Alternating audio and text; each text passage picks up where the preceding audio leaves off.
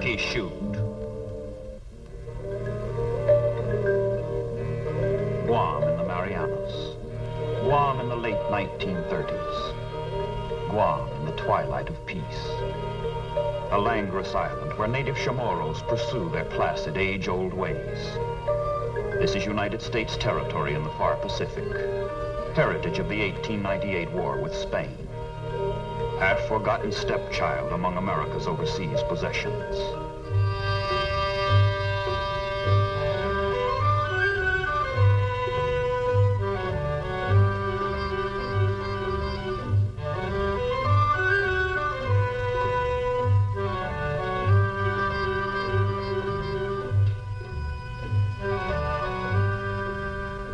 Under the guardianship of the United States Navy, life has remained serene, unruffled.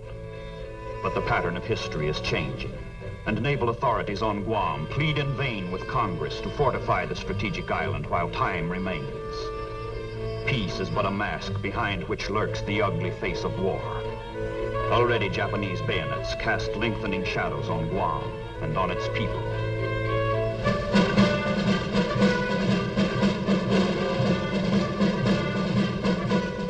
American garrison on Guam. Only a few hundred Marines.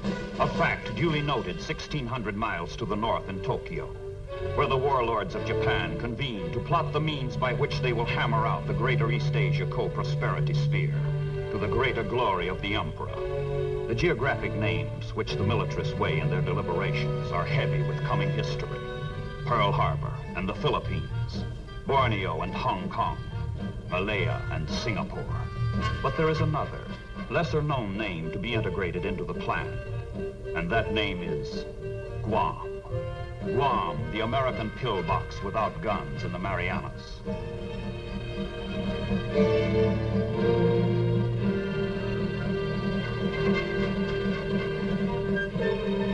Saipan, Tinian, Rota are Japanese. Southernmost is Guam, and Guam is doomed.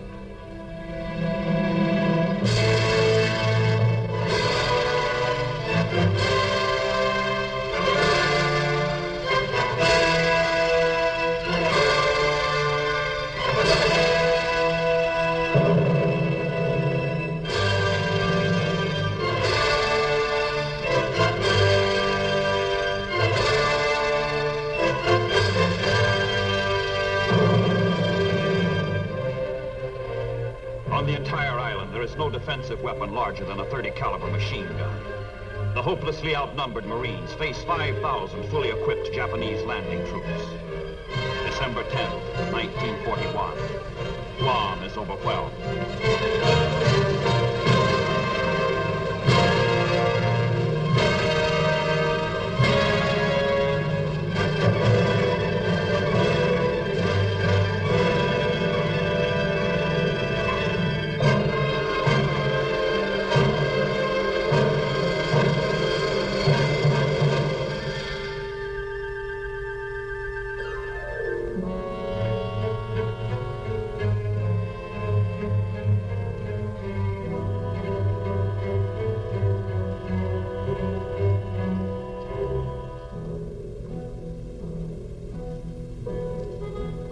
Guam is now Japanese.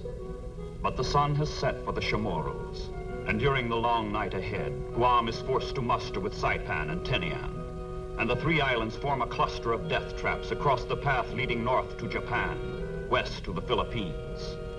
With every passing month of occupation, the Japanese impose increasingly harsh restrictions on Guam and its people, using every device of pressure and propaganda to integrate forever the island into their empire.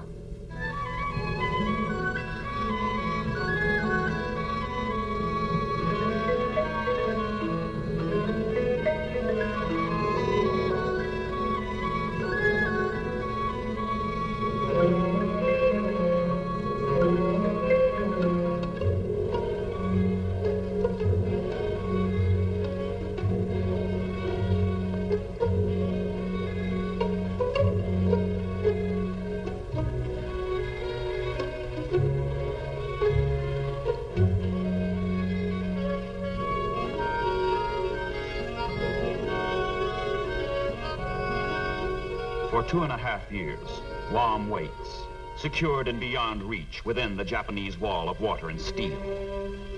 But in June 1944, incredibly, miraculously, powerful United States naval forces appear off the Marianas as the Allies, on the other side of the world, storm ashore at Normandy. The ebb tide has given way to the flow.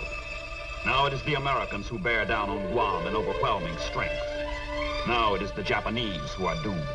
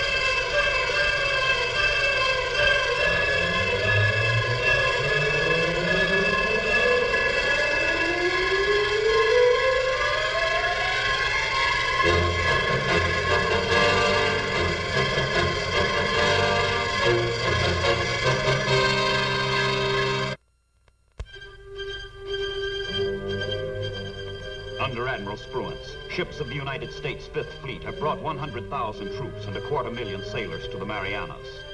Saipan is the first target. Saipan, headquarters of Japan's Central Pacific Fleet, commanded by Admiral Nagumo, the same Nagumo who smashed Pearl Harbor. Saipan, whose loss rings from the Emperor's supreme naval advisor the anguished cry, "Hell is upon us."